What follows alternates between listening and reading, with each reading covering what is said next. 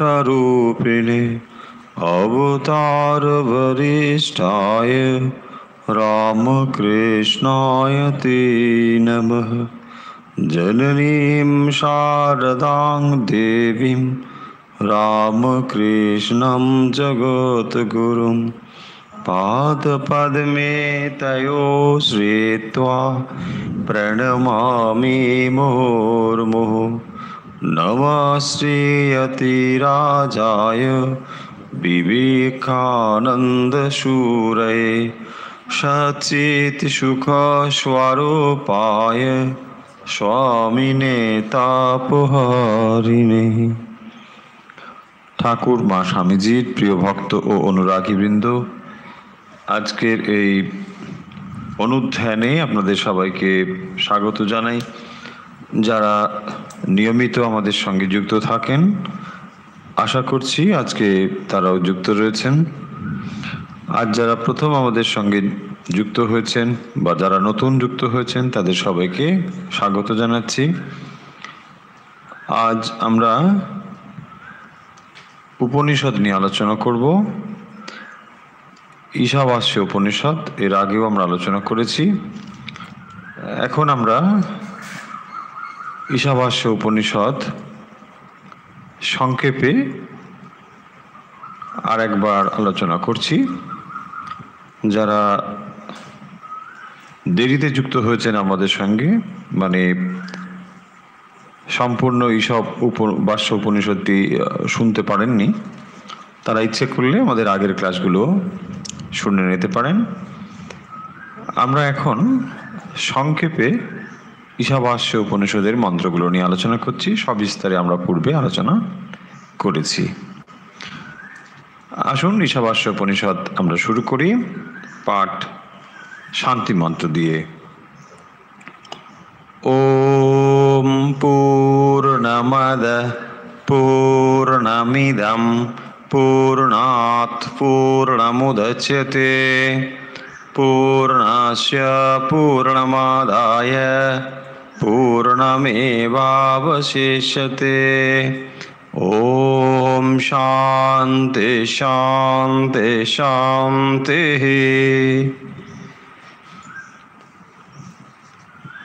ঈশাবাস্য উপনিষদ আমরা বিস্তারিতভাবে এক একটি মন্ত্র নিয়ে ইতিমধ্যে আলোচনা করেছি। এখন এই উপনিষদটি আমরা সংক্ষেপে আর একবার আলোচনা করছি, যাতে বুঝে নিতে সুবিধে হয়। আমরা এর আগের আলোচনাতে মোটামুটি 1 থেকে 6 নম্বর মন্ত্র পর্যন্ত সংক্ষেপে আলোচনা করেছি। এখন আমরা তার পরবর্তী মন্ত্রগুলো নিয়ে আলোচনা করব। এই উপনিষদটি আমরা আগেও বলেছি, এটি যজুর্বেদের সংহিতা ভাগের অন্তর্গত এবং যজুর্বেদের দুটি শাখা, একটি কৃষ্ণ যজুর্বেদ, একটি শুক্ল যজুর্বেদ। তো এইটি হলো শুক্ল যজুর্বেদের সংহিতা অংশের সঙ্গে যুক্ত। ঈশোপনিষদ 18টি মন্ত্র, সেই উপনিষদই আমরা আলোচনা করছি। প্রথমে আমরা মন্ত্র একটু পাঠ করব ও তারপরে সংক্ষিপ্ত আলোচনাতে আসব। মন্ত্র অনেকেই মুখস্থ করে ফেলেছেন বলে জানিয়েছেন, খুবই ভালো কথা। ঈশোপনিষদ যদি মুখস্থ করতে পারেন খুবই ভালো, অন্তত বেশ কয়েকটি মন্ত্র যদি মুখস্থ করতে পারেন ভালো। এই জন্যে যে যখনই সময় হবে বা যখনই ইচ্ছে হবে তখন এই মন্ত্রগুলোর ভাব নিয়ে আপনি চিন্তা করতে পারেন। কখনো রাস্তায় অপেক্ষা করছেন বা কোথাও যাচ্ছেন, যে কোনো অবসর সময়ে মন্ত্রগুলো নিয়ে গভীর চিন্তা করার বিষয় রয়েছে। তাই এই মন্ত্রগুলো মুখস্থ রাখলে সুবিধে যে এগুলোকে গভীরভাবে মনন করা যায়, এবং যতই আপনি এই মন্ত্রগুলো নিয়ে মনন চিন্তন করবেন ততই নতুন নতুন অর্থ খুঁজে পাবেন। কারণ এই মন্ত্রগুলো এত বিস্তৃত তার ভাব যে যে কোনো মন্ত্রের আপনি আপনার মতো করে ভাবতে পারেন, সে স্বাধীনতা আপনার রয়েছে, এবং আপনি নতুন জিনিস আবিষ্কার করতে পারবেন, আপনার মনের কাছে নতুন জিনিস ধরা দেবে। তাই এই মন্ত্রগুলো নিয়ে যুগ যুগ ধরে নানা মানুষ এই মন্ত্রগুলোর উপরেই মনন করছেন, চিন্তন করছেন। তাই এই মন্ত্রগুলো এত গুরুত্বপূর্ণ। কি করে পড়তে হয় এর পূর্বেও আমরা বলেছি যে সংস্কৃত ভাষার একটি বৈশিষ্ট্য হলো এর প্রত্যেকটি বর্ণ পৃথক পৃথকভাবে উচ্চারিত হয় এবং হ্রস্ব ও দীর্ঘ স্বর আলাদা করে উচ্চারণ করা হয়। বাংলা ভাষাতে অনেক সময় সেটি মেনটেন করা হয় না। এটি ভাষার এক একটি বৈশিষ্ট্য। যেমন বাংলা ভাষাতে হ্রস্বইকার দীর্ঘইকারের উচ্চারণগত খুব একটা তফাৎ নেই, কিন্তু সংস্কৃততে সেই তফাৎটুকু করতে হয়। ঋকার বিষয়েও তফাৎ রয়েছে। ঋকার যখন উচ্চারিত হয় সংস্কৃতে, সেটি বাংলায় ঠিক রিয়ের মতো নয়। আবার উত্তর ভারতে বা দক্ষিণ ভারতে যেভাবে উচ্চারিত হয় ঠিক রু বলে, তাও ঠিক নয়। এই দুটোর মধ্যবর্তী স্বরই হলো রি। যেমন গ্রুধা, এটি ঠিক গ্রুধও নয় আবার গৃধও নয়, এইভাবে উচ্চারিত হবে। তাই ঋকারের একটু উচ্চারণগত বৈশিষ্ট্য রয়েছে, সেগুলো আমরা দেখে দেখে শিখব। আরেকটি জিনিস উদাত্ত, অনুদাত্ত ও স্বরিতা। উদাত্ত যখন বর্ণের ওপরে দেখবেন একটি দাগ রয়েছে, একমাত্রা দাগ, সেটি উদাত্ত স্বর। নিচে যেটি দাগ রয়েছে সেটি অনুদাত্ত স্বর, এবং মধ্যবর্তী স্বরগুলো হলো স্বরিতা। এছাড়াও কোনো কোনো বর্ণের ওপরে দুটি করে দাগ রয়েছে, সেখানে দুমাত্রা উচ্চারিত হবে। যারা উচ্চারণ বৈশিষ্ট্য মেনে উচ্চারণ করবেন তাদের জন্যে এইগুলো। আর যদি মনে করেন যে না, আমরা এমনি পাঠ করছি, তফাৎ কিছু নেই, মূল ভাব যদি আপনি ধরে রাখেন তাহলেই যথেষ্ট হবে। যদি উচ্চারণের একটু এদিক ওদিক হয়, খুব বেশি তফাৎ হবে না। যারা উচ্চারণ বৈশিষ্ট্য মেনে উচ্চারণ করতে চান তারা অনুসরণ করতে পারেন কিভাবে উচ্চারণ করা হয়। ওম ঈশাবাস্যমিদগম সর্বম যৎকিঞ্চ জগত্যাম জগৎ তেনা ত্যক্তেন ভুঞ্জিথা মা ক্রুধ কস্য সিদ্ধনম কুর্বন্নেবেহ কর্মাণি জিজিবিষেৎ শতগম সমাহ एवं त्वयि नान्यथेतोऽस्ति न कर्म लिप्यते नरे असूर्यानामते लोका अंधेन तमसावृताः तागंस्ते प्रेत्या विगच्छन्ति ये के चात्महनो जनाः अनेजदेकं मनसो जवीयो नैनाद्वेवाप्नुवन् पूर्ववर्षत तद्धावतो अन्नान्नते तिष्ठत् तस्मिन्नपो मातरिषा दधाति तदेजति तन्नेजति तद्धूरे तद्वन्तिके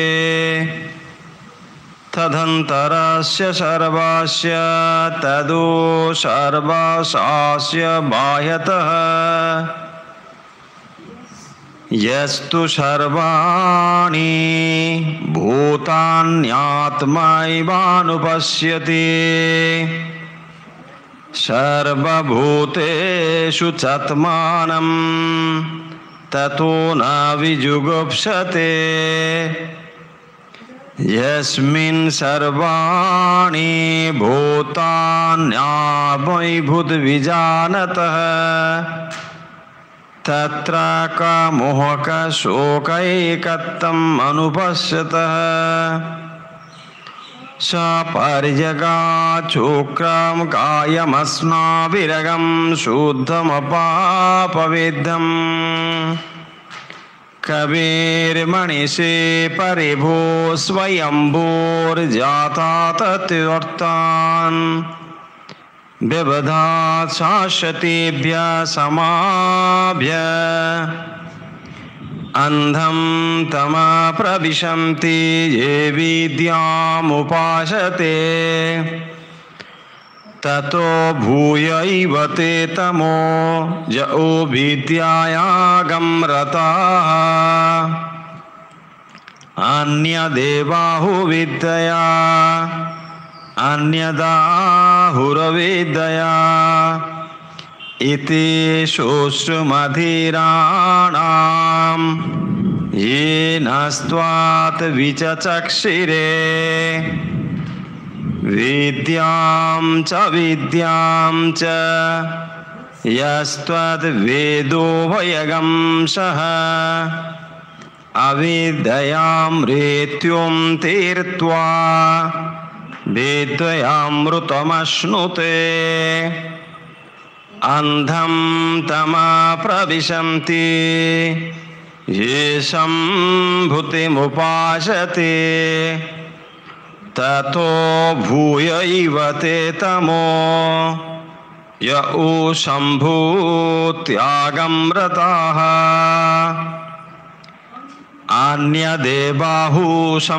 अन्यदेवाहुसंभवात् अन्यदाहुरसंभवात् इति श्रोत्रमधीराणां येन स्त्वात् विचचक्षिरे शम्भूतिं च विनाशं च यस्त्वद्वेदो भयगं सः विनाशेन मृत्युं तीर्त्वा सम्भूत्यामृतमश्नुते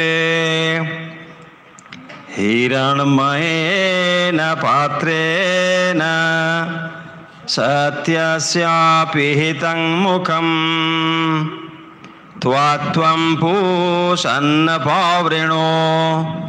सत्यधर्माय दृष्टये पूषन्ने कर्षे यमसूर्य प्राजापत्यभूहरस्मिन् समूहतेजो यत्ते रूपं कल्याणतमं तत्ते पश्यामि सोऽशावसो पुरुषः सोऽहमस्मि वायुरनिलम् अमृतमेतदगं भस्मान्तगं शरीरम् ॐ क्रतो स्मर कृतगं स्मर क्रतो स्मर कृतगं स्मर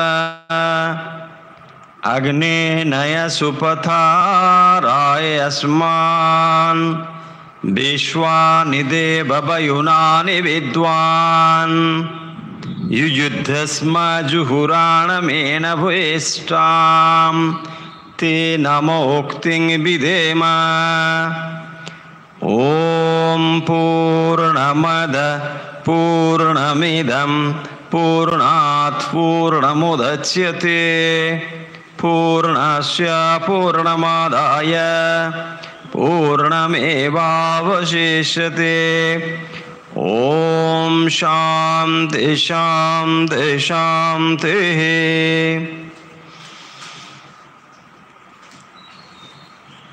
ঈশাবাস্য উপনিষদের মূল বক্তব্য প্রথম মন্ত্রেই অত্যন্ত স্পষ্টভাবে উল্লেখ করা হয়েছে, যেখানে বলা হয়েছে ঈশাবাস্যম ইদগম সর্বম। যা কিছু আমরা দেখতে পাচ্ছি সমস্তই ঈশ্বরের দ্বারা আচ্ছাদনীয়।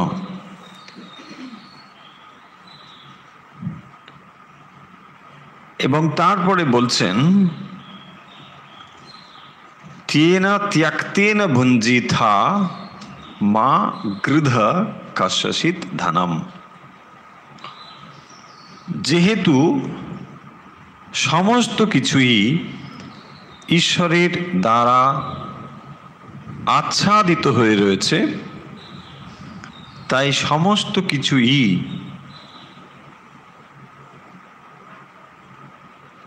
পারমার্থিক দিক থেকে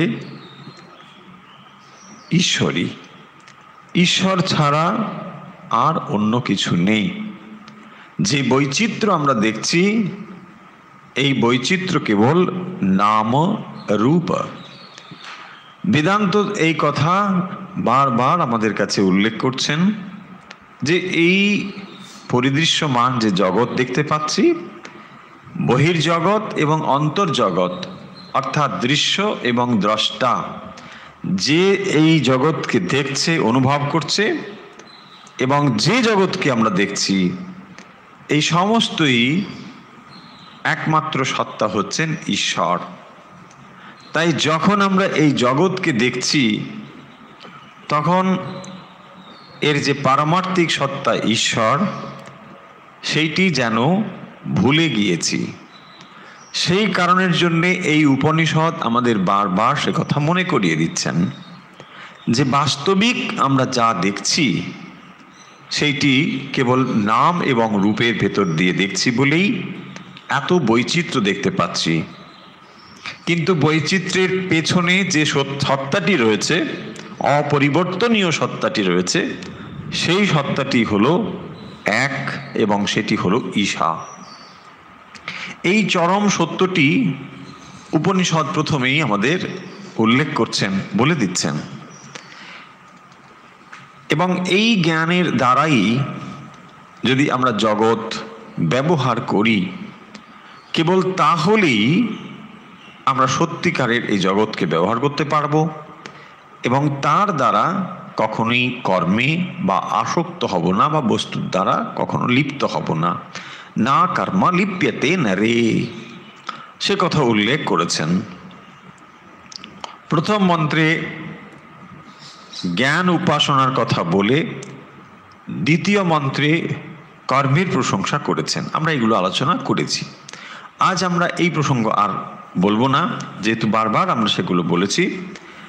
এখন আমরা 7 নম্বর মন্ত্র থেকে আলোচনা করব, কারণ 6 নম্বর মন্ত্র পর্যন্ত আমরা আলোচনা ইতিমধ্যে করেছি। 7 নম্বরে বলা হচ্ছে ইয়াসমিন সর্বাণি ভূতানি আত্মৈবাভূত বিজানতঃ তত্র কা মোহ কা শোক একত্বম অনুপশ্যত। ইয়াসমিন মানে যে কালে, যে সময়ে, ইয়াসমিন সর্বাণি ভূতানি, ভূত শব্দের অর্থ হচ্ছে উদ্ভূত বা সৃষ্ট বস্তু, যা সৃষ্টি হয়েছে তাকে বলা হয় ভূত। সর্বাণি ভূতানি মানে সমস্ত সৃষ্ট বস্তু, আত্মৈব অভূত বিজানতঃ, কিরকম না আত্মা এব, আত্মৈব মানে আত্মা এব অভূত, সমস্ত যে বস্তুগুলো যা আমরা এই যা দেখছি এই সমস্তই আত্মা এব অভূত, অর্থাৎ আত্মা হয়ে যায়। যখন সমস্ত কিছুই আত্মা হয়ে যায় তখন কি হয় সেটি বলছেন। তত্র কো শোক কা মোহ, তত্র কা মোহ কা শোক একত্বম অনুপশ্যত।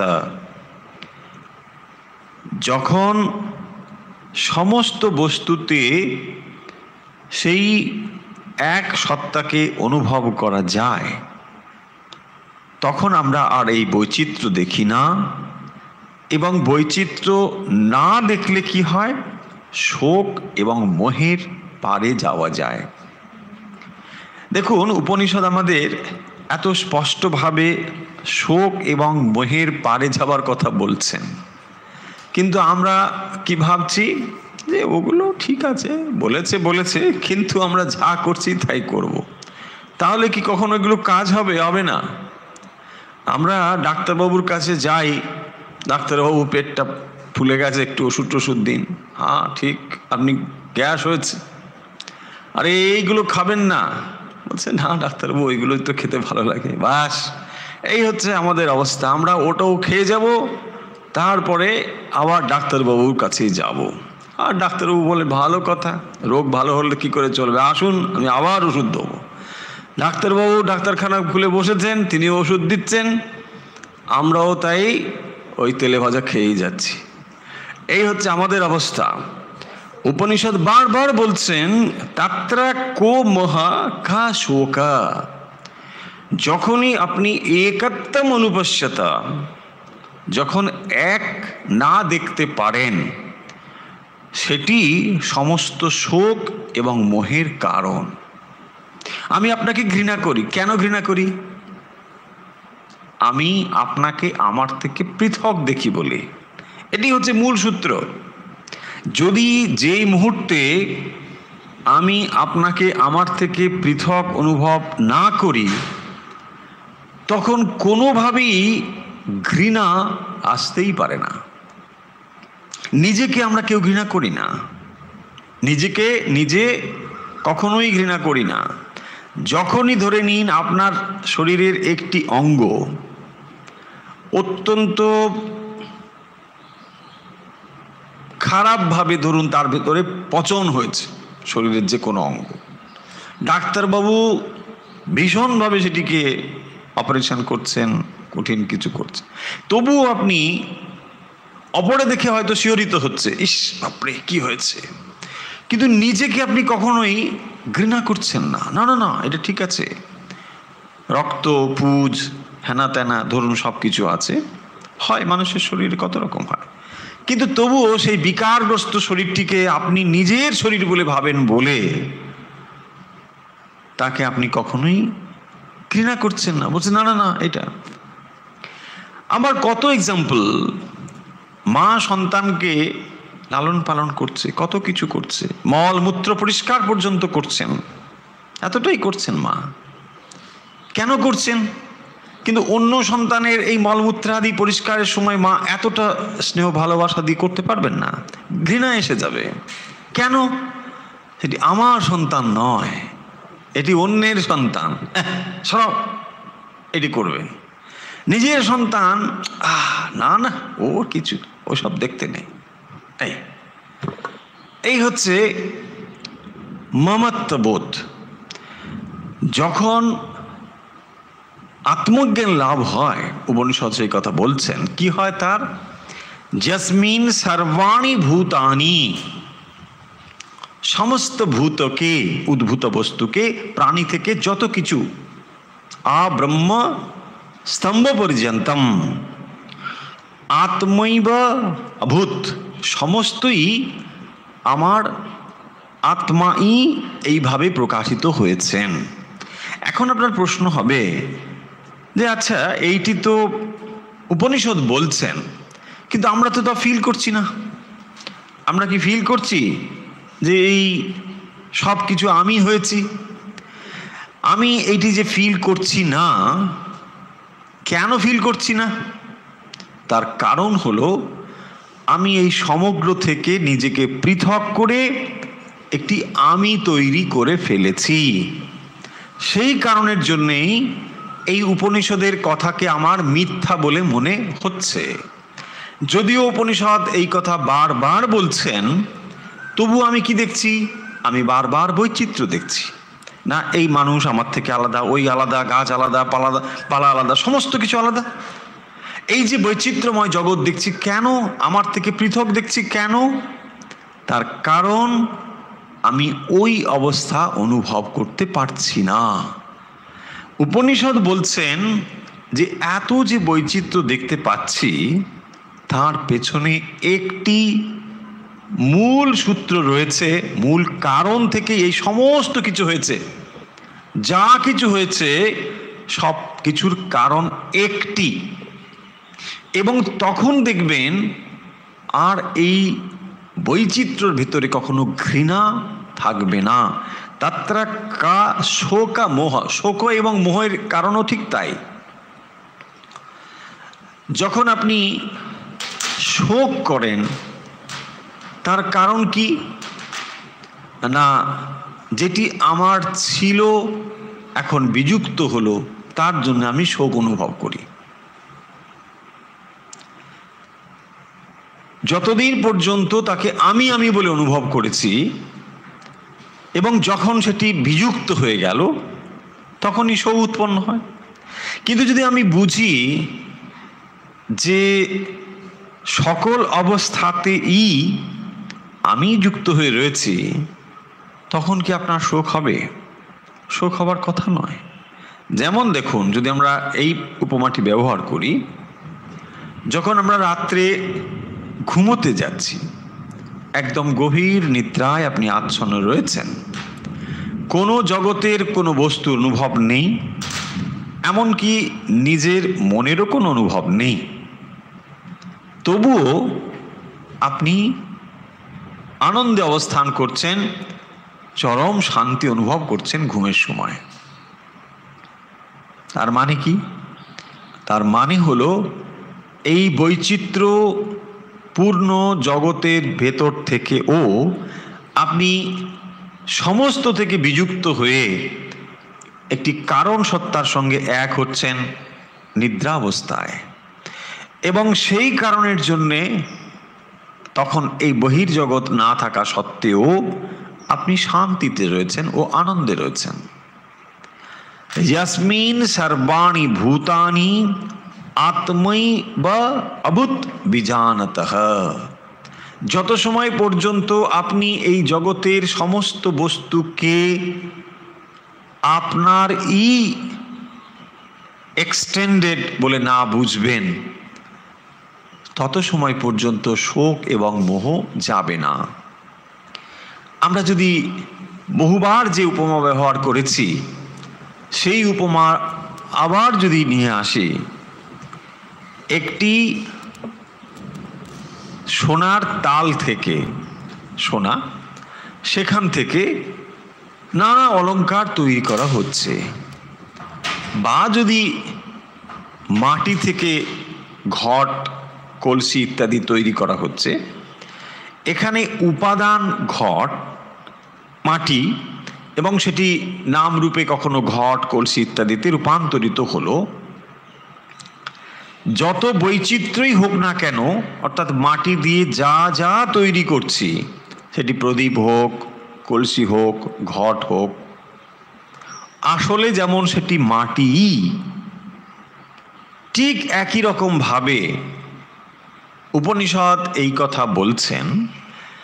যত বৈচিত্র্য রূপে আমরা দেখছি জগৎকে, চোর, ডাকাত, বদমাশ, সাধু, কত কিছু বৈচিত্র্য রয়েছে, কিন্তু সমস্ত বৈচিত্র্য একটি কারণ সত্তাতে এক। যেমন মৃত্তিকা এব সত্যম। যখন আমরা ঘটটিকে দেখছি তখন আমরা কি দেখছি? মৃত্তিকা দেখছি না, নাম রূপময় ঘটকে। সেই মৃত্তিকায় রূপান্তরিত হয়েছে নাম রূপের ভেতর দিয়ে ঘটে। খুব ভালো করে কথাগুলোকে বুঝতে হবে, কারণ এর ভেতরে সমস্ত কিছু লুকিয়ে রয়েছে।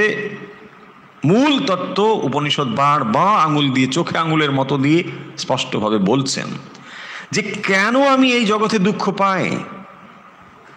জগৎ দুঃখ দেওয়ার জন্য বসে নেই, আমি আমার মনের জন্যই এই জগৎ থেকে দুঃখ পাই। বলছেন কিরকম? কিরকম? সমস্ত সূত্রটি আমার মন তৈরি করেছে। কোনো মানুষ ভালো কিংবা মন্দ কি করে আপনি বুঝছেন? আপনার মনের দ্বারাই। কোনো বস্তু ভালো কিংবা মন্দ কি করে আপনি বুঝছেন? আপনার মনের দ্বারাই। এই একই পদ্ধতিতে জগৎ আপনি যে দেখছেন বা জগৎকে যেভাবে আপনি ব্যবহার করছেন, আসলে সেটি হচ্ছে আপনার মনেরই রিফ্লেকশন। অদ্বৈত বেদান্ত এই কথা বারবার বলছেন যে সেই কারণের জন্যে এই যে বৈচিত্র্যময় জগৎ আমরা দেখছি, তার কারণ আমরা মূল সূত্রটিকে দেখছি না বলে। যে ঈশ্বর এর ভেতরে রয়েছেন এবং যার ওপরে এই সমস্ত কিছু প্রতিভাত হচ্ছে, সেইটিকে দেখছি না বলেই আমরা বৈচিত্র্যকে দেখছি। খুব কঠিন যদি না শোনায়, তাহলে জিনিসগুলো আমরা আশা করি বুঝতে পারবো যে যে বস্তু সকলের ভেতরে রয়েছে, সেই বস্তুর যখন মূল উপাদানটি আমরা বুঝতে পারি, তখন দেখবেন এই বৈচিত্র্যের ভেতরে আপনার বেশি কিছু আর এসে যায় না। এক্সাম্পল ধরে নিন, কথার কথা, একটি রামচন্দ্রের মূর্তি আর একটি রাবণের মূর্তি রয়েছে। আপনাদের বলা হলো কোনটি আপনার পছন্দ? সবাই হাত তুলবেন, না রামকে চাই, রাবণকে চাই না। স্বাভাবিক, সকলেই রামচন্দ্রকেই চাইবেন। এখন যদি আমি বলি যে রামচন্দ্রের যে মূর্তি সেটি রূপ দিয়ে তৈরি, রাবণের যে মূর্তি সেটি সোনা দিয়ে তৈরি, রাবণ চাই, রাবণ। সঙ্গে সঙ্গে দেখবেন রাবণ চাই হয়ে যাবে। তার মানে কি হলো? যখনই আমরা ওর উপাদানের দিকে দেখছি, তখন দেখবেন আরে রাম টাম লাবণ ঠামন কিছু নয়, আসলে ওটা সোনা, আমি সোনাই চাই। দেখুন তাহলে কোথায় বদলে যাচ্ছে, খুব সূক্ষ্ম বিচার করলে আমরা বুঝে যাব। তাহলে কোনো বস্তুই ব্রহ্ম বস্তু থেকে পৃথক নয়, কোনো বস্তুই নয়। এবং এই দৃষ্টি উদ্ভূত হয় বলে তাত্রা কো মোহা কা শোকা, তখন তার কাছে আর মোহ এবং শোক থাকে না। মোহ মানে আমরা যখন সত্য স্বরূপটিকে না বুঝতে পারি, তখনই আমাদের ভেতরে মোহ তৈরি হয়, ডিলিউশন তৈরি হয়। যেমন মরীচিকা দর্শন করে জল বলে ছুটে যায়, বুঝতে পারি না যে সেটি মরীচিকা, কিন্তু আসলে কি না বালির ওপরে এটি রিফ্লেক্টেড লাইট। তার ফলে আমরা সেই রিফ্লেকশনটিকে দেখে জল বলে বিভ্রান্ত হই, তাকেই বলা হচ্ছে মোহ। যখন একবার এটি চলে যায়, দ্বিতীয়বার আপনি আর এই ভ্রমে পতিত হবেন না। কারণ সত্য যখন উদ্ভূত হয়ে যায়, আমরা যদি সেই ট্র্যাডিশনাল এক্সাম্পলে যাই, যে এক্সাম্পল বারবার ব্যবহার করা হয়েছে, ওই সাপ এবং দড়ির কথা খুব ভালো করে বোঝার, সাপ দড়িটা রিপিটেশন হচ্ছে বলে অত মন খারাপের কিছু নেই। যখন আপনি দড়িটিকে সাপ বলে দেখছেন, খুব ভালো করে ভেবে দেখুন, যেই মুহূর্তে আপনি দড়িটিকে সাপ বলে ভাবছেন, ওখানে দড়ি আছে, সাপ কখনো নেই। স্নেক ইজ নোওয়্যার, কোথাও সাপ নেই, একমাত্র দড়িটি আছে, সবসময় তাই ছিল। কিন্তু আপনি সেটিকে সাপ বলে ভেবেই বিভ্রান্ত হচ্ছিলেন। যখন আমরা এই জগৎটিকে দেখছি, এটি ব্রহ্মই। খুব ভালো করে এক্সাম্পল নিয়ে আসুন, সাপদড়িটা নয়, আসলের ভেতরে রয়েছে ব্রহ্ম। যখনই এই জগৎকে আপনি দেখছেন, এই জগৎকে দেখছেন কেন? আপনি আসলে ব্রহ্মকে দেখছেন না বলে। ব্রহ্মকে যখনই দেখছেন না, তখনই আপনি এই বৈচিত্র্যময় জগৎ দেখছেন, এবং তখনই আঘাত পাচ্ছেন, কষ্ট পাচ্ছেন, দুঃখ পাচ্ছেন, এভরিথিং। সেখান থেকেই এই সংসার শুরু হয়ে গেল। সংসার মানে গৃহস্থ আশ্রম না, সংসার মানে এই সব। সেখান থেকেই এই সংসারটি শুরু হলো। এই তার ছেলে হলো, এই তার মারা গেল, এই সব এভরিথিং, এই নাটক এখান থেকেই শুরু হয়ে গেল। এই হচ্ছে জগৎ ব্যবহার শুরু হয়ে গেল। তাহলে আদিতে কোথায় পৌঁছতে হবে? সেই জন্য বলছেন, দেখবেন ভজগোবিন্দতে শঙ্করাচার্য, কে তোমার মা, কে তোমার পিতা? তোমার কে পিতা, কে তোমার মা? হিসেব করে দেখো, একমাত্র তিনিই আছেন। যখন এই সূত্রটি বা আমরা লক্ষ্য করতে না পারি, বুঝতে না পারি, তখন এই জগৎকে দেখি। যখনই আপনি দেখতে পাচ্ছেন একবার যে না, এটা দড়ি, কখনোই সাপ নয়, আপনি তখন আর মোহগ্রস্ত হবেন না। হাজার লোক এসে আপনাকে বলুক, এই এটা সাপ, এটা কিছুতেই নয়, আমি বুঝে নিয়েছি। ঠিক যারা ব্রহ্মজ্ঞানী, তারা এই জগৎকে দেখছেন, এমনকি জগৎ ব্যবহারও করছেন, কিন্তু এই জগতের রিয়েল এক্সিস্টেন্স অনুভব করার ফলে জগতের দ্বারা মোহগ্রস্ত হচ্ছে না। এই হলো তফাৎ। আপনি ভাববেন, ও ব্রহ্মজ্ঞানী মানেটা কি? তাহলে তারা কি করেন? তারাও তো ঘুমন, আমরাও তো ঘুমোই। তারা ঘুমন, কিন্তু আমাদের মূর্খের মতন ঘুমন না, বা অজ্ঞানের মতন ঘুমন না। তারাও আহার করছেন, কিন্তু অজ্ঞানের মতো আহার করেন না। এই হলো তফাৎ, যথেষ্ট তফাৎ রয়েছে। তত্র কামহ শোক একত্বম অনুপশ্যত। তারা এই দৃষ্টিতেই জগৎকে দেখছেন। শ্রীরামকৃষ্ণের জীবনের ঘটনা আপনাদের বহুবার বলা হয়েছে, নিশ্চয়ই মনে থাকার কথা, আপনারা শুনেওছেন, বহু জায়গায় পড়েওছেন। তিনি এইরকম অদ্বৈত অবস্থায় কখনো কখনো তাঁর এটি হয়ে যেত, মাঝি নৌকোর উপরে তাকে চড় মেরেছে আর একজন সবল মাঝি দুর্বলের ওপরে। শ্রীরামকৃষ্ণ এই দৃশ্যটি এত মনোযোগ সহকারে দেখছিলেন যে তিনি ওই দুর্বল মাঝিটির সঙ্গে আইডেন্টিফাইড হয়ে গিয়েছিলেন,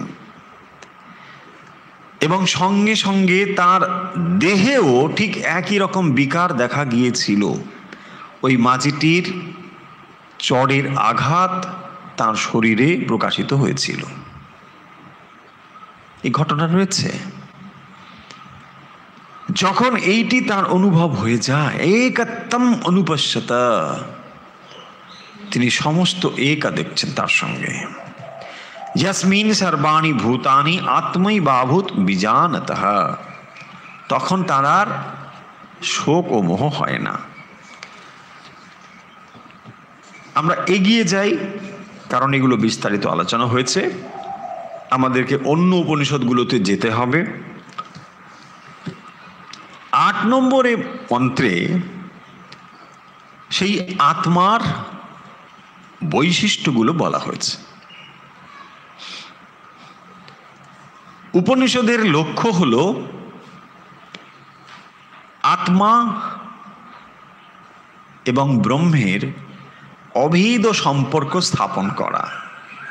মানে আমি আবার বলি, উপনিষদের লক্ষ্য হলো আত্মার সঙ্গে ব্রহ্মের অভেদ সম্পর্ক স্থাপন করা। অর্থাৎ আপনি আমি যাকে আমি আমি বলে অনুভব করি, সেই আমিটি আসলে সর্বব্যাপী যে চৈতন্য, যাকে ব্রহ্ম বলা হয়, তার সঙ্গে অভেদ। বলছেন কিরকম অভেদ? আমরা সকলেই তো অনুভব করছি আমি অমুক চন্দ্র অমুক, আমি শ্রীমতী অমুক। নিশ্চয়ই আপনি যে শ্রীমতী অমুক বা অমুক চন্দ্র বলে অনুভব করছেন, সেই অনুভব আপনার মনের স্তর থেকে অনুভব হচ্ছে, এবং যেই স্তরের ওপরে আপনার মন কাজ করছে সেইটি হলো একটি চৈতন্য সত্তা। সেই চৈতন্যের ওপরই আপনার মন এবং বুদ্ধি ক্রিয়াশীল। খুব গভীরভাবে এগুলোকে চিন্তা করতে হবে। শুনলেই মনে হবে আচ্ছা ঠিক আছে, কিছুটা শুনলাম, তারপরে ঠিক। এগুলো খুবই গভীর জিনিস। যে আমি আমি বলে অনুভব সকলেই করছি, সেই আমি অনুভব একটি অধিষ্ঠানের ওপরে অনুভূত হচ্ছে, এবং সেই অধিষ্ঠানটি হলো সর্বব্যাপী চৈতন্য, এবং সেটি হচ্ছে আত্মা। মাইন্ড ইজ নট আত্মা। অনেকে ভুল করেন, পাশ্চাত্য দর্শনে অনেক সময় এটিকে ভুলভাবে বর্ণনা করা হয়েছে। অনেকে এটাই মনে করে আত্মা মানে মাইন্ড। নো, আত্মা ইজ নট মাইন্ড। মাইন্ড কাজ করেন আত্মা আছেন বলে। মন, বুদ্ধি, চিত্ত, অহংকার, শরীর, এই সমস্তই আত্মা থেকে পৃথক। আমরা যে স্থূল এক্সাম্পল ব্যবহার করেছি, যেখানে ইলেকট্রিসিটি পাওয়ার এবং বাল্বের ভেতরে যে যে কন্ডিশনগুলো রয়েছে, ধরে নিন ফিলামেন্ট, কাভার, হোল্ডার, সব কিছু, এইটি হলো আপনার শরীর, মন, বুদ্ধির মতো। ইলেকট্রিসিটি হলো তার সঙ্গে চেতন একটি আত্মা।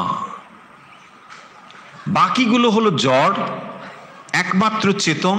আমরা এক্সাম্পল দিচ্ছি, এক্স্যাক্টলি ইলেকট্রিসিটি নট চেতন, কিন্তু ওটি জড়শক্তি। কিন্তু আপনার মনের ভেতরে যেটি কাজ করছেন সেটি চেতন শক্তি, সেই চৈতন্য, কনসিয়াসনেস।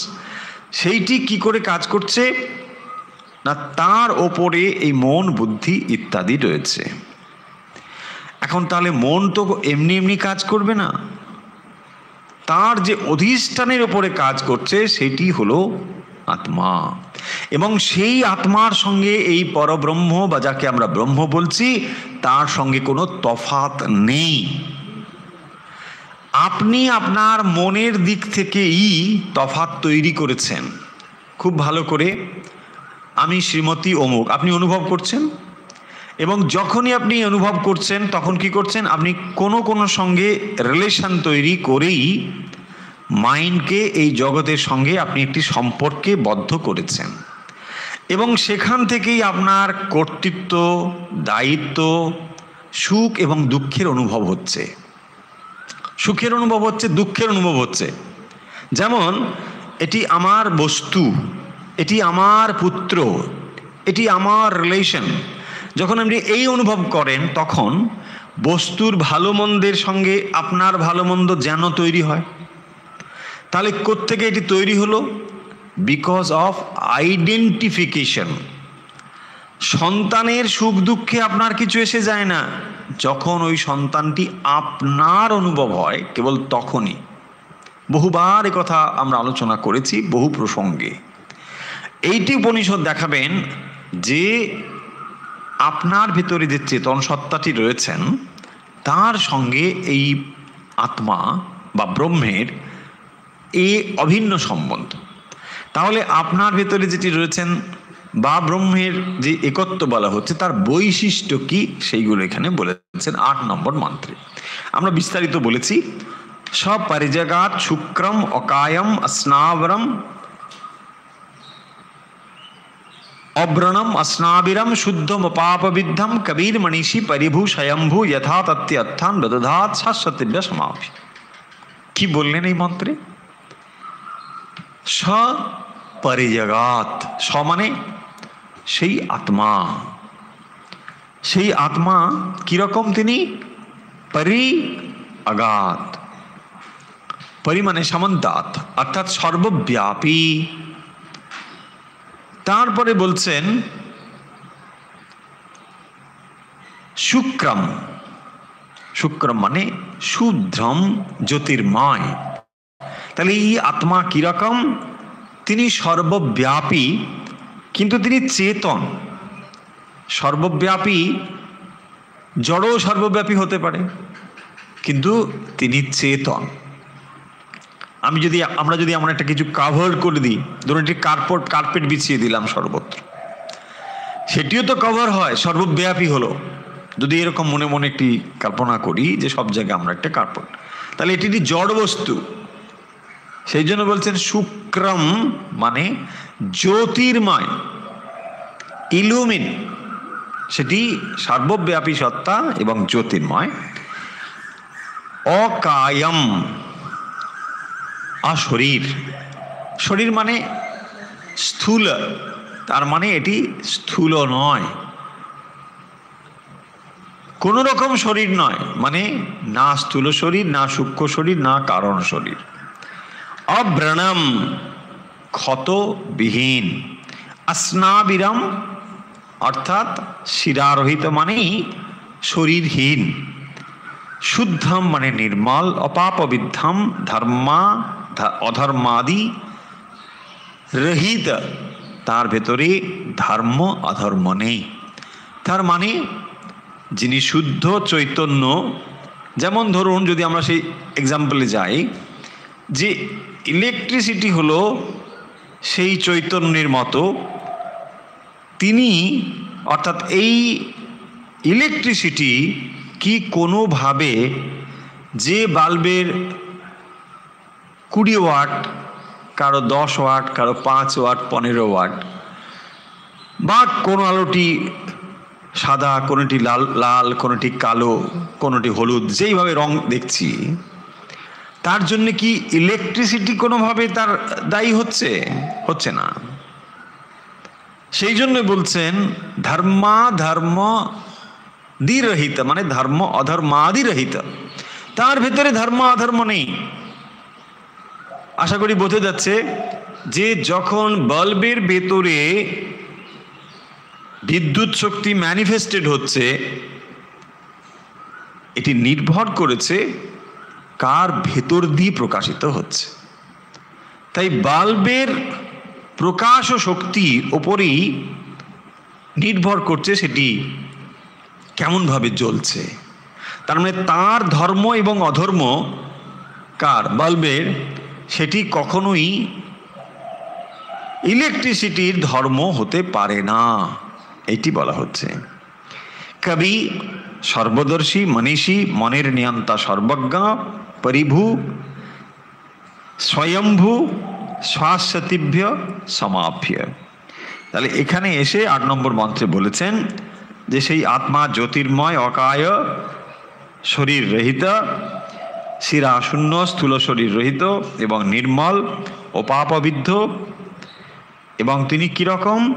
কবি, মনীষী মানে মনের প্রভু, এবং তিনি হচ্ছেন স্বয়ং প্রকাশ। তিনি কীরকম? সর্বব্যাপী, আকাশের মতো। তিনি চিরন্তন, সমা অর্থাৎ সম্বৎসরাদি যে প্রজাপতিগণকে তিনি কর্মফল বিধান করেন। শাশ্বতিভ্য সমাভ্য যথাতথ্যতু অর্থান, অর্থাৎ যার যথাযথ যা কর্মফল তা তিনি প্রদান করে থাকেন। 8 নম্বর মন্ত্রে এটি বলা হয়েছে। আমরা এগিয়ে যাই, কারণ না হলে কি বলা হচ্ছে 9 নম্বরে এসে? অন্ধম তম প্রবিশন্তি ये অবিদ্যাম উপাসতে তত ভূয় ইব তে তমো যৌ বিদ্যাগম রতাঃ। যেহেতু আমরা আগে বলেছি যে এই উপনিষদটি বহু বহু প্রাচীন, তাই এর পরম্পরা না জানলে উপনিষদের অর্থ আমরা ধরতেই পারবো না। এবং সেই জন্যে ট্র্যাডিশনালি যেভাবে উপনিষদ পাঠ করতে হয়, ঠিকভাবে প্রথাগতভাবে প্রণালীগতভাবে না পাঠ করলে আমরা অনেক সময় এর ভুল অর্থ করতে পারি, ভুল বুঝতে পারি। যদি কেবলমাত্র বই নিয়ে আমরা পাঠ শুরু করে দিই, ভুল হয়ে যাবে। কারণ অনেকগুলো জিনিস এর সঙ্গে যুক্ত রয়েছে। কোথাও কোথাও দেখব উপনিষদের মন্ত্রে অ শব্দটি নেই, সেখানে তাকে যুক্ত করতে হয়। আবার কোথাও কোথাও আমরা বিশেষত যখন কঠোপনিষদ পড়ব দেখতে পাবো সেখানে শব্দের সঙ্গে যে প্রিফিক্স যুক্ত হয়, সেই প্রিফিক্সগুলো কখনো পৃথকভাবে ব্যবহৃত হয়েছে। এগুলো রয়েছে প্রতে ব্রবিমি, এসব রয়েছে। প্রব্রবিমি তেটা মাঝখানে ঢুকে গেল, প্রতে ব্রহ্মি, এই সমস্ত রয়েছে। এগুলো যদি আমরা ট্র্যাডিশনালি না বুঝি তাহলে শব্দের অর্থ খুঁজে পাবো না। এখানে অর্থাৎ এই 9 নম্বর মন্ত্রে স্পষ্ট, ভাবটি স্পষ্ট। কি বলেছেন? অন্ধম তম প্রবিশন্তি, মানে অন্ধকারে প্রবেশ করবেন। কে? যে অবিদ্যাম উপাসতে, যিনি অবিদ্যার উপাসনা করেন তিনি অন্ধকারে যাবেন। মোটামুটি একটা ধারণা আমরা করতে পারি, ভেরি গুড। যিনি অবিদ্যা করেন অন্ধকারে যাবেন, হ্যাঁ ঠিক আছে, একটা ধারণা আপনি করতেই পারবেন। পরে আপনার দেখুন, যখন পরের লাইন পড়বেন, তত ভূয় ইবতে তমো যাউ বিদ্যায়াগম রতাঃ, বলে সর্বনাশ। এখানেই কনফিউশন তৈরি হয়ে যাবে। যিনি বিদ্যায়াগম রতাঃ, আমরা বিদ্যা মানে কি বুঝি? পড়াশুনো, বিদ্যা, এই তো। এখানে বলছেন তত ভূয় ইবতে তমো, সে আরো অন্ধকারে চলে যাবে। যে বিদ্যায়াগম রতাঃ, যদি বিদ্যা করে তাহলে সে আরো অন্ধকারে যাবে। বলছে এখন এমনিতেই অন্ধকার, এখন স্কুল বন্ধ, কলেজ বন্ধ, সব অনলাইন চলছে, মানে কাছাকাছি অন্ধকারের মতোই আমরা আছি। তত ভূয় ইবতে তমো যৌ বিদ্যায়াগম রতাঃ। তাহলে এর অর্থ কি হবে? কি বক্তব্য এখানে? যে অবিদ্যার উপাসনা করে সে অন্ধকারে যাবে, যে বিদ্যার উপাসনা করে সে আরো অন্ধকারে যাবে। বলছেন এখানে অবিদ্যা শব্দের অর্থ হলো উপাসনাবিহীন কর্ম। এই হচ্ছে টেকনিক্যালি, এগুলো বুঝতে হবে। এখানে কতগুলো শব্দ রয়েছে সেগুলো আমরা পরে পরে আসব। এই মন্ত্রের দুটো জিনিস রয়েছে, এক বিদ্যা, দুই অবিদ্যা। পরে আসবে সম্ভূতি, অসম্ভূতি, এসব আসবে শব্দগুলো, সেগুলো আমাদের একটু একটু করে জানতে হবে। এই ওয়ার্ডগুলো এখন আর কোথাও ব্যবহার করা হয় না, তাই এই ওয়ার্ডগুলোর যথাযথ অর্থ যদি আমরা না বুঝি উপনিষদটি ধরতেও পারবো না। আমরা আগেই বলেছি বহু বহু কাল অতিবাহিত হয়ে গিয়েছে এই মন্ত্রগুলো উদ্ভূত হওয়ার পর। তাই অনেক সময় এই মন্ত্রগুলো আমরা ঠিক ঠিক না বুঝে পড়লে অর্থ করতে পারবো না, কিন্তু উপনিষদের মন্ত্রের ঠিক ঠিক তার গুরুত্ব এবং অর্থ রয়েছে, নিরর্থক এগুলো নয়। যিনি কি করবেন, অবিদ্যা মানে হলো উপাসনাবিহীন যদি কেবল অগ্নিহোত্রাদি কর্মের অনুষ্ঠান করেন, তাকেই বলা হয়েছে অবিদ্যা। তার মানেটা কি? তার মানে হলো কর্ম এবং জ্ঞান বা উপাসনা এই দুটোকে সমুচ্চয় করতে বলেছেন উপনিষদ। যে দুটোকে যদি আপনি সমুচ্চয় না করেন তাহলে কিন্তু গোলমাল হয়ে যাবে। কীরকম না, যদি আপনি অবিদ্যার উপাসনা করেন, অর্থাৎ আপনি যদি অগ্নিহোত্রাদি কেবল কর্মই করে যাচ্ছেন এবং এগুলো হচ্ছে সকাম কর্ম, তাহলে কিন্তু আপনি জ্ঞান লাভ করতে পারবেন না, অর্থাৎ এই সকাম কর্মের দ্বারা মুক্ত হওয়া যাবে না। কর্ম এবং কর্মফল এবং তারপরে স্বর্গবাস ইত্যাদি এই যে কামনাযুক্ত কর্ম, তাতে ভূয়ৈব তেতম, তারপরে বলছেন বিদ্যায়াম। এই বিদ্যায়াম কথার অর্থ হলো যে কেবলমাত্র যদি আমি মনে করি আমি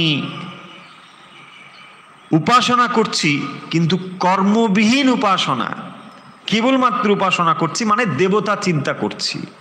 দেবতা চিন্তা করার অর্থ হচ্ছে যে বিভিন্ন ইন্দ্র বরুণাদি যে দেবতার কথা রয়েছে তাদের উপাসনা মানে সেখানেও সকাম উপাসনা। তাহলে এই রকম ভাবে যারা দেবতাদের উপাসনা করছেন বিদ্যায়াম রতাহা, তারাও আরো অন্ধকারে যাবেন। তার মানেটা কি হলো দেখুন, এর ভেতর দিয়ে নানা রকম ব্যাখ্যা, নানা রকম জিনিস বলা হয়েছে। এক, জ্ঞান এবং কর্মকে সম্মিলিতভাবে করা উচিত। যদি কেউ মনে করে আমার জ্ঞানের প্রয়োজন নেই, কেবলমাত্র কর্ম সম্পাদন করব, তাও হবে না। এবং বিপরীত দিক থেকে যদি কেউ মনে করেন আমি কোনো কিছুই করব না, কেবল জ্ঞান উপাসনা করব, তাও সম্ভব নয়। তিনি আরো বেশি অন্ধকারে যাবেন। মানে যদি কেউ মনে করে যে কেবলমাত্র শাস্ত্র অধ্যয়ন করছি মানেই আমি বিদ্যা অধ্যয়ন করছি, তাহলে ভুল। এই শাস্ত্র অধ্যয়ন করলেই ব্রহ্মজ্ঞান লাভ করা হবে না। ব্রহ্মজ্ঞান লাভ করতে হলে বিজ্ঞানী হতে হবে। এটি কেবল জ্ঞান, নলেজ, থিওরিটিক্যাল নলেজ, কিন্তু কেবল থিওরিটিক্যাল নলেজের দ্বারাই হবে না। যদি মনে করি থিওরিটিক্যাল নলেজ হয়ে গেল মানে ব্যাস আমি সব জেনে গেলাম, সেই জন্য বলছে অন্ধম তম প্রবিশন্তি, তুমি আরো বেশি অন্ধকারে যাবে। যদি মনে করো যে ব্যাস হয়েই গেল, বিরোচন যেমন ভাবলো, আরে এই তো আমাকে বলেছে তোমার সামনে প্রতিবিম্ব যা দেখতে পাচ্ছ তাই হলো ব্রহ্ম। আরে বাস, বিরোচন ভাবলো বেশ তো জলে কি দেখতে পাচ্ছি, আমার এই হিষ্টপিষ্ট শরীরটা দেখতে পাচ্ছি।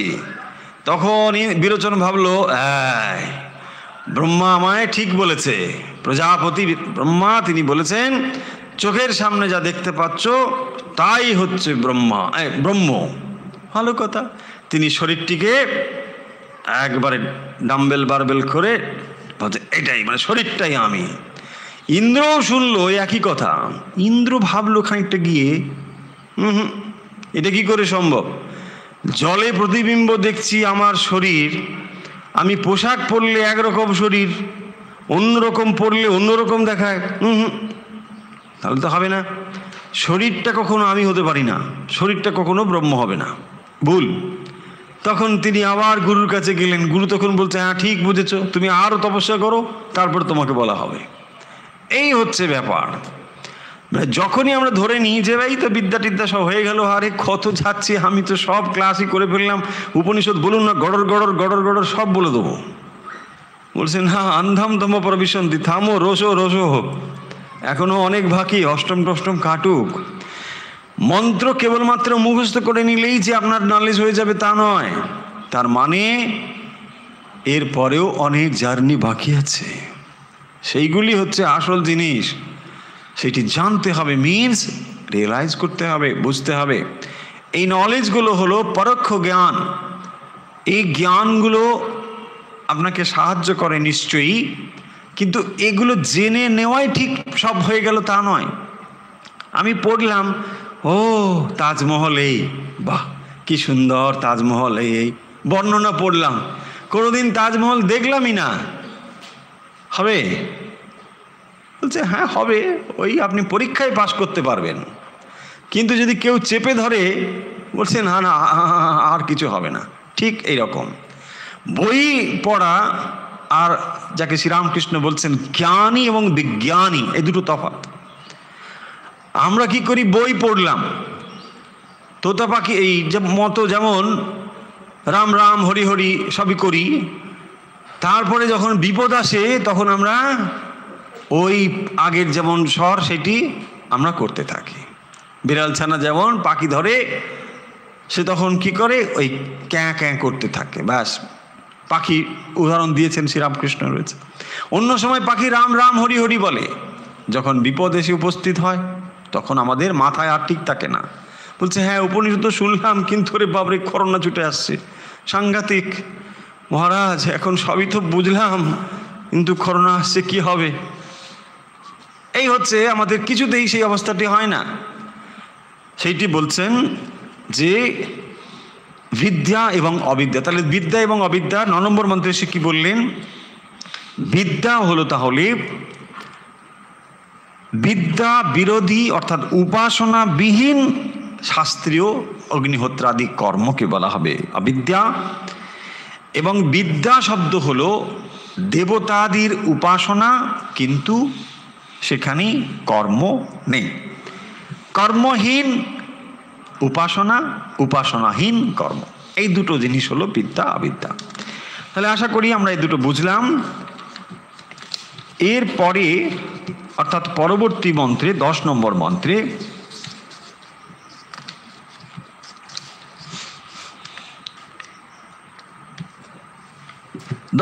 মন্ত্র এর সঙ্গে রিলেটেড, খুব বেশি নানা মানে সাংঘাতিক কঠিন কিছু নেই এখানে, শুধু এইটুকুই বললেন অন্য দেবাহু বিদ্যায়া অন্য দাহু বিদ্যায়া ইতি সুষ্টম ধীরানাং যে নাতচক্ষুরে, মানে এই সেম স্টাইলে পরেও তিনি বলবেন। এখানে বলছেন আমরা শুনেছি বিদ্যার একরকম ফল, অবিদ্যার একরকম ফল, এই শুধু এইটুকুই বলে রাখলেই হবে।